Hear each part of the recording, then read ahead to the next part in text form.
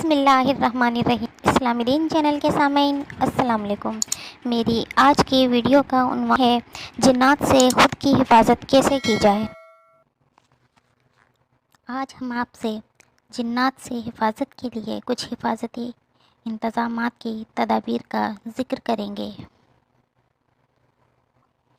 کپڑے بدلتے وقت بسم اللہ الرحمن الرحیم کہیں تاکہ وہ آپ کی برہنگی نہ دیکھ سکیں۔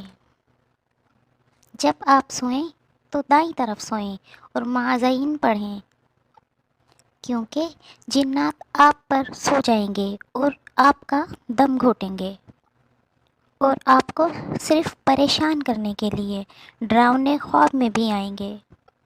کٹ پتلیوں اور گڑیوں میں پن یا کیل لگانے سے ہوشیار رہیں، کیونکہ وہ وہاں رہتے ہیں اور اگر آپ انہیں پریشان کریں گے تو وہ بھی آپ سے بدلہ لیں گے۔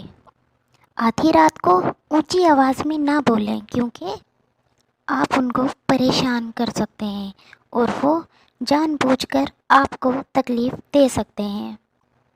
کبھی بھی تنہائی میں بیٹھ کر اکیلے مت روئیں، کیونکہ آپ کے جنات آپ کے رونے پر اداس ہو جاتے ہیں اور وہ آپ کو گلے لگانے کا انتظار کرتے ہیں تاکہ آپ کے جسم کا درجہ حرارت بلند ہو جائے۔ اونچی جگہ سے چھلانگ لگاتے وقت آپ اللہ کا ذکر کیا کریں، کیونکہ ہو سکتا ہے کوئی جن سو رہا ہو اور آپ انہیں پریشان کر دیں اور پھر وہ آپ سے بدلہ لے۔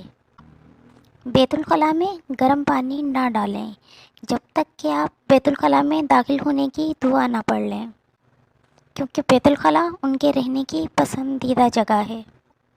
دوستو، اگر آپ محسوس کرتے ہیں کہ آپ کے کان بغیر کسی وجہ سے یا کوئی بیماری کی وجہ سے سیٹی بجاتے ہیں یا پھر آپ کو آگ کی بو آ رہی ہے، تو پھر جان لیں کہ ایک جن آپ کے سامنے کھڑا ہے۔ یا پھر آپ کسی جانور کو دیکھتے ہیں اور آپ ڈر جاتے ہیں یا پھر اسے ڈرانے کی کوشش کرتے ہیں، تو جان لیں کہ وہ جن ہے۔ اور آئینے کے سامنے کبھی کپڑے اتار کر کھڑے نہ ہوں اور نہ ہی خود کو برہنہ دیکھیں، کیونکہ کوئی دوسری مخلوق اس حالت میں آپ سے محبت کر سکتی ہے اور آپ سے گل ملنے کی کوشش کر سکتی ہے، اور پھر جو آپ کے پاس آئے گا یہ اسے تکلیف پہنچائیں گے۔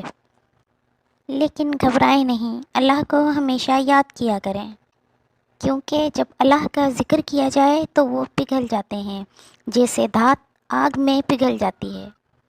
معاذتین کا مطلب ہے سورہ ناس اور سورہ فلق۔